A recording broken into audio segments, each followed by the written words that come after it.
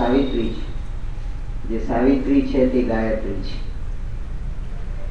પરંપરાગત ગાયત્રીજીનો મંત્ર 24 અક્ષરનો આ મહામંત્ર, એ 24 અક્ષરના મહામંત્રમાં જૈન દર્શનના 24 ગુણ સ્થાનક એ પ્રગટ કરવાને માટે, ધારણ કરવાને માટે, જીવનની અંદર એને સક્રિય કરવાને માટેનો જે માર્ગ એ જૈન દર્શનનો કેવલ જ્ઞાનનો માર્ગ છે, વિતરાગનો માર્ગ છે. અને ગાયત્રીજીના મહામંત્રમાં એને ઓમ તત્ સવિતુર વરેણ્યમ ભર્ગો દેવસ્ય ધીમહિ ધિયો યો નઃ પ્રચોદયાત, એ 24 અક્ષર, એ 24 નો જે ફિગર છે એ ન્યુમરોલોજી, સ્ટેટિસ્ટિક્સ અને અંકશાસ્ત્ર, અકલ્ટ વિજ્ઞાન, એ બધામાં એક આગવું અને વિશિષ્ટ સ્થાન ધરાવે છે. એ 24 અક્ષરનો આ મહામંત્ર એ આપણી બુદ્ધિને પ્રદીપ્ત કરે, અને બુદ્ધિને પ્રદીપ્ત કરે તો મનને દ્રષ્ટિ પ્રાપ્ત થાય, અને મનને દ્રષ્ટિ પ્રાપ્ત થાય તો જીવનને શ્રેષ્ઠ દિશાની ગતિ મળે. એને માટે વિશ્વામિત્ર ઋષિએ પોતાની સાધનામાં આ એક વિશિષ્ટ છંદ મંત્ર સ્વરૂપે પ્રગટ કર્યો. શ્રી અરવિંદે નૂતના ગાયત્રી મંત્ર આપ્યો.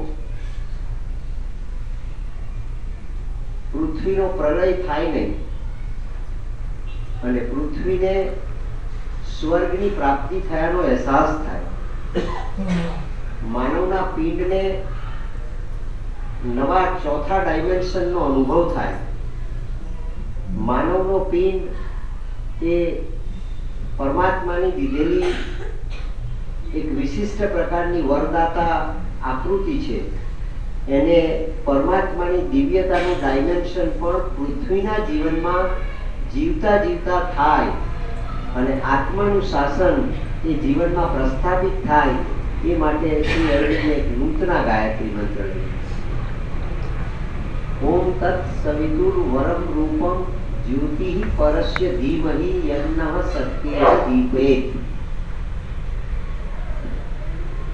ગાયત્રીજીની એ શક્તિ, ગાયત્રીજીની એ પ્રજ્ઞા, ગાયત્રીજીની એ મહામુદ્રા એ મારા દેહના કણે કણને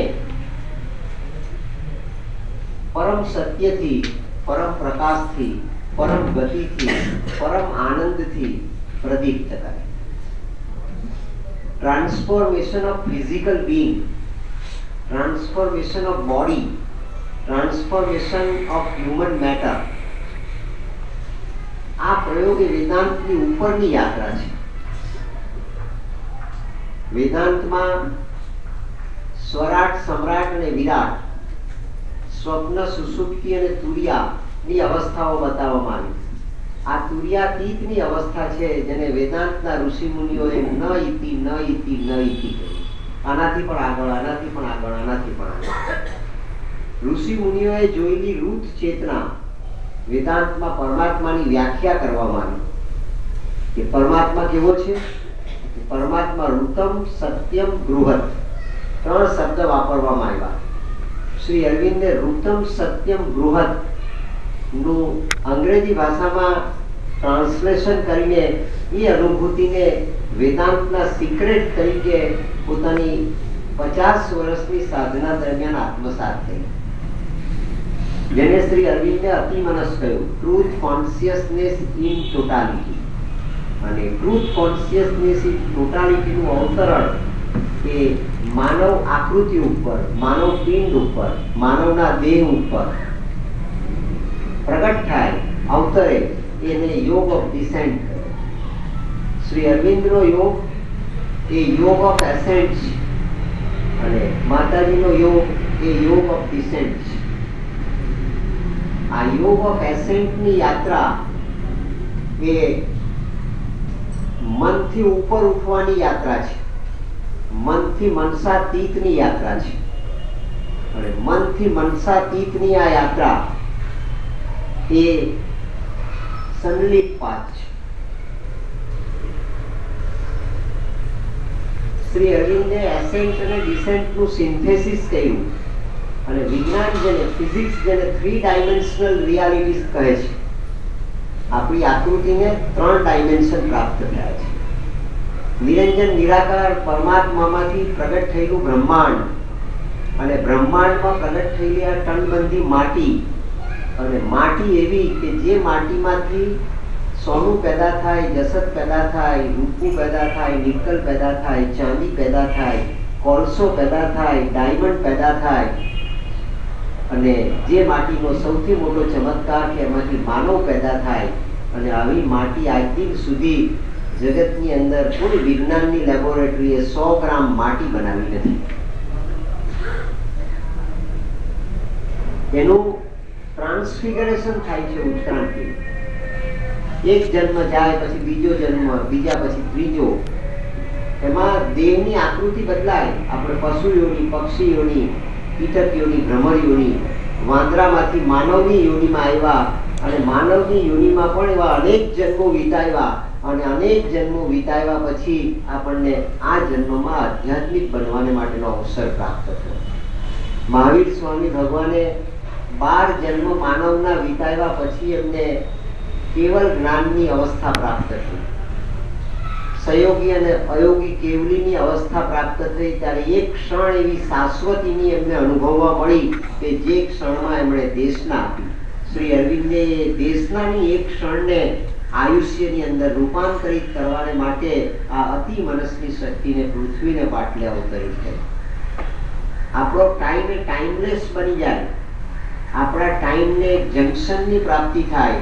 આપણા ટાઈમની ઉપર આપણી અંદર રહેલા શાશ્વતીના તત્વનો, જેને શ્રી અરવિંદે ઇન્ફિનિટ્યુડ કહ્યું, એ ઇન્ફિનિટ્યુડ તત્વનું અધિપત્ય અને શાસન પ્રસ્થાપિત થઈ જાય, અને પૃથ્વીની માટી ઉપર માનવની એવી આકૃતિ પ્રગટ થાય કે જેને death at wheel and birth at wheel નો અનુભવ થાય. હરિઓમ આશ્રમના મોટાએ ઈચ્છા મૃત્યુનો અનુભવ કર્યો.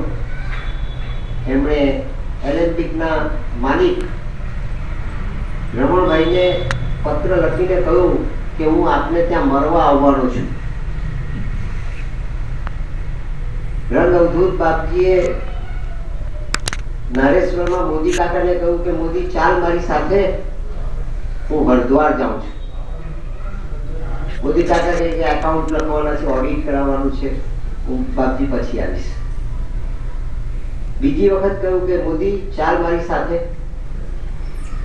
કે બાપજી આ બધું થયા પછી હું આપને પોસ્ટકાર્ડ લખીશ, હું આવીશ જરૂર, આપણે પાછા સાથે આવીશું.